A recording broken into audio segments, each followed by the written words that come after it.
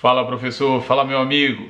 Chegamos para mais uma explicação de uma planilha, de um teste bem importante, aquele teste desenvolvido pelo fisiologista do São Paulo, antigo fisiologista de São Paulo, chamado professor Turíbio, fantástico fisiologista. Ele desenvolveu a avaliação do Soccer Test e que você acabou de assistir exatamente como se executa. E agora que tu já tem todos os teus dados, a gente vem para a planilha. Eu vou gravar minha tela para te mostrar exatamente como que funciona, cara, e o quanto é fácil, e eu vou te mostrar porque ela tem algumas particularidades bem interessantes ali. Perfeito?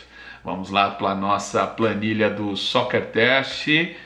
Olha só que legal, cara. Primeiro, a gente tem a planilha no âmbito geral dela, certo? Aonde, se tu quiser numerar por posições, você está vendo aí que é o que eu costumo fazer para gerar aquela particularidade de competição entre eles. Então, primeiro aqui estão os goleiros, depois estão os laterais, depois os zagueiros, depois os volantes, depois os meias e os atacantes. O que nós vamos fazer?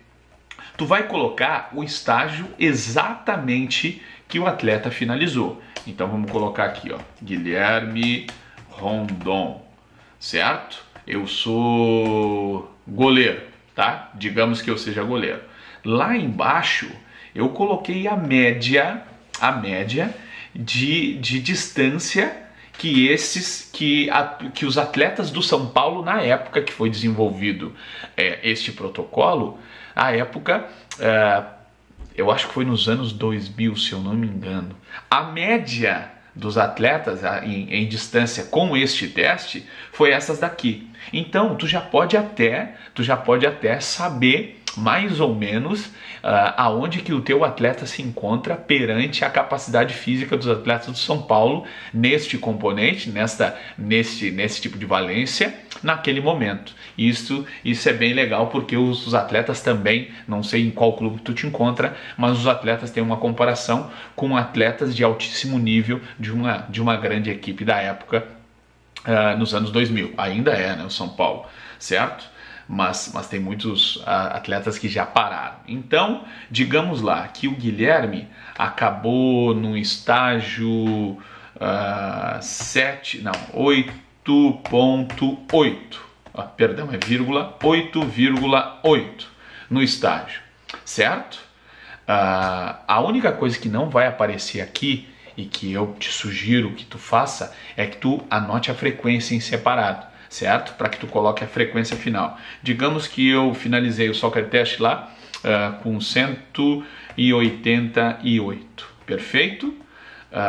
Então, Guilherme, goleiro, 8,8 no estágio do Soccer Test, 2.400 metros, ele já te dá direto. A velocidade máxima que tu atingiu foi 16 quilômetros, uma velocidade absurda, óbvio que eu superestimei.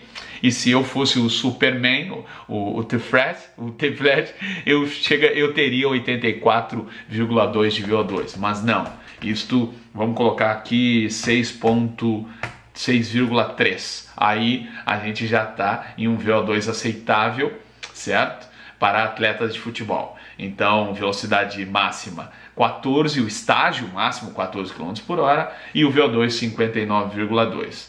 E aqui vamos ver goleiros, olha só, 1.577 metros, 58,8 foi a média de todos os goleiros do São Paulo. Então, eu estaria nesta média, né? Eu estaria enquadrado porque ali 1.620 eu seria um dos melhores, 14 km de velocidade e 59 de VO2. Só que lembre-se, isso aqui é uma atividade com especificidade. Aquele do ioiô é com especificidade também, esse aqui com especificidade, porque atividade intermitente, onde tu necessita estar acelerando, freando e retomando a aceleração, mas isso eu vou estar explicando num outro curso, certo? E isso daqui, e esta planilha, tu vai fazer o geral, aí tu vai colocar o Rafael, aí tu vai colocar o Rubens, certo? E assim os estágios dele, vão colocar 4,2 aqui para o Rafael, o Rubens 6,2 e assim sucessivamente, e já vai te aparecer. Só que tu pode ir para um outro plano que tu vai individualizar.